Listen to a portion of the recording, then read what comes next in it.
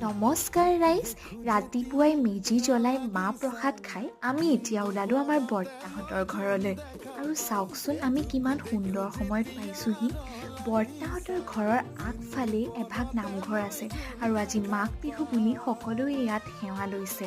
আমিও সেই সময়তেই পালোহি। এইখন হ'ল মোৰ বৰ্তাৰ ঘৰ। সৰুকালৰ বহু স্মৃতি এই ঘৰখনত লুকাই আছে। আগতে বন্ধ মানেই বৰ্তাৰ ঘৰ। তাৰ পিছত আগফালে থৈ দিয়াৰ খেৰৰ ডুমটোতে বহি আমি ৰ'দ পোৱালোঁ। এয়া মোৰ বৰমা দেই। তাৰপিছত চাহ তাহ খাই আমি ওলালোঁ নাগ শংকৰ মন্দিৰলৈ। নাগ শংকৰ মন্দিৰ কিহৰ বাবে বিখ্যাত জানেনে? হয়, আপোনালোকে ঠিকেই ধৰিছে। ইয়াত বহু কাছ পোৱা যায়। আগতে কাছক মুড়ি খুৱাব দিছিল, কিন্তু আজিকালি নিদিয়ে।